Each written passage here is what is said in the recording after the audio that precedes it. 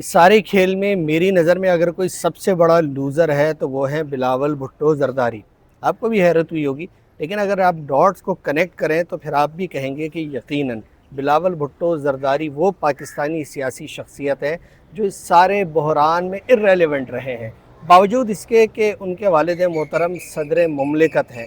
اب یہ کیوں ہوا؟ بنیادی طور پر جب پی ڈی ایم کی یہ حکومت بنی تھی اور مسلم لیگ کے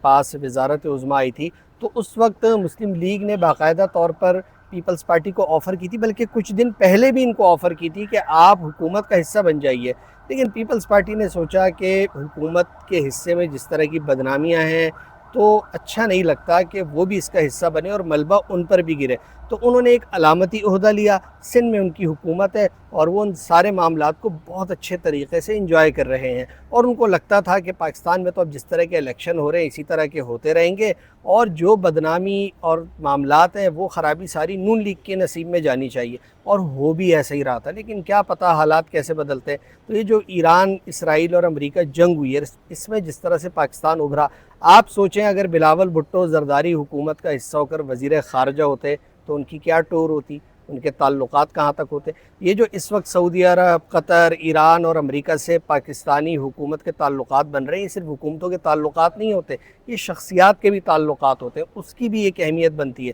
تو وہ شہباز شریف کے نصیب میں آئی یا اسحاق ڈار کے بطور سویلین گورنمنٹ کے۔ تو اب یہ ہے کہ ان کے ذاتی تعلقات بھی بنے جو کسی مشکل صورتحال میں ان کے کام آ سکتے ہیں، اور پوری دنیا کا فوکس اگر ہوا ہے تو وہ میاں محمد شہباز شریف پر ہوا ہے۔ تو یہی چیز بلاول بھٹو زرداری کے ساتھ بھی ہو سکتی ہے، اور میں یقین سے کہہ سکتا ہوں کہ اس وقت بلاول ہاؤس اور پیپلز پارٹی کے جتنے بڑے دماغ ہیں ان میں صف ماتم بچھی ہوگی۔ بظاہر تو وہ خوشی کا اظہار کر رہے ہیں اور وہ خوش بھی ہوں گے، لیکن وہ یہ سوچ رہے ہوں گے کہ کتنا بڑا نادر اور نایاب موقع انہوں نے اپنی حماقت سے اپنے ہی ہاتھوں گوا دیا۔ سیاست میں یہ سب چلتا رہتا ہے، جو بر وقت ٹھیک فیصلے کرتا ہے نصیب بھی اسی کے ساتھ ہوتا ہے۔